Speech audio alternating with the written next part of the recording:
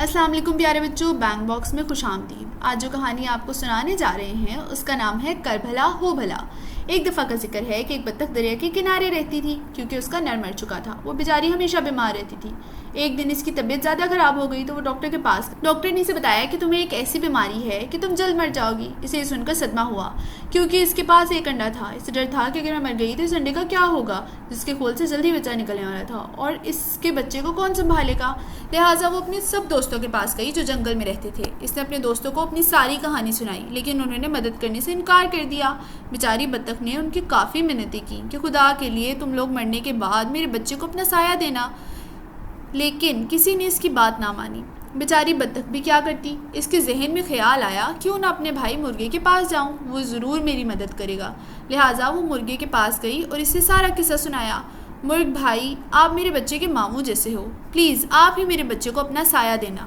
مرغا بولا، میں تمہارے بچے کو رکھ لیتا مگر میری بیگم مرغی یہ بات نہیں مانے گی، لہٰذا مجھے بہت افسوس سے کہنا پڑ رہا ہے کہ میں یہ کام نہیں کر سکتا، لہٰذا تم مجھے معاف کر دینا۔ بطخ ادھر سے مایوس ہو کر اپنے گھر واپس آ گئی اور سوچنا شروع کر دیا کہ اب کیا کیا جائے۔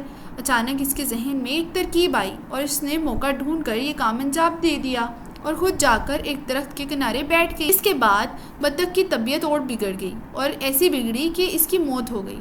جب مرغی کے بچے انڈوں سے باہر نکل آئے تو ان میں سے ایک بطخ کا بچہ بھی تھا۔ مرغ تو سب جان گیا تھا لیکن اس نے مرغی کو بتانا مناسب نہ سمجھا۔ مرغی نے کافی شور شرابہ کیا اور بولی، میرے بچوں کے ساتھ بطخ کا بچہ نہیں رہے گا۔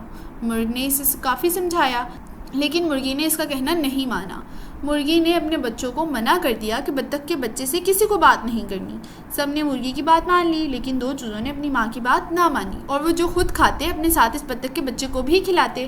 مرغی کو بطخ کے بچے سے سخت نفرت تھی، وہ اسے دیکھنا بھی پسند نہیں کرتی تھی۔ ایک دن مرغی کے ذہن میں خیال آیا کہ ہم سب مل کر دریا کے کنارے سیر کو جائیں گے، ہم سب واپس آ جائیں گے اور بطخ کے بچے کو وہیں چھوڑ آئیں گے، اس طرح سے جان چھوٹ جائے گی۔ وہ لوگ سیر کو نکلے۔ وہاں پہنچتے ہی ایک چوزا دریا کے کنارے چلا گیا اور ڈوبنے لگا۔ یہ دیکھ کر مرغی زور زور سے چیخنے چلانے لگی۔ چونکہ بطخ کے بچے کو تیرنا آتا تھا لہٰذا اس نے فوراً دریا میں تیرنا شروع کر دیا اور اس چوزے کو نکال کر باہر لے آیا۔ مرغی نے جب یہ دیکھا تو اسے اپنے کیے پر شرمندگی ہوئی اور اس نے بطخ کے بچے سے معافی مانگ کر اسے اپنا بیٹا بنا لیا۔ اس طرح وہ سب ہنسی خوشی رہنے لگے۔ دیکھا بچوں، کیسے بطخ کے بچے نے مرغی کے بچے کو بچایا اور کیسے اس کا بھی بھلا ہوا۔ اس لیے تو کہتے ہیں کر بھلا ہو بھلا۔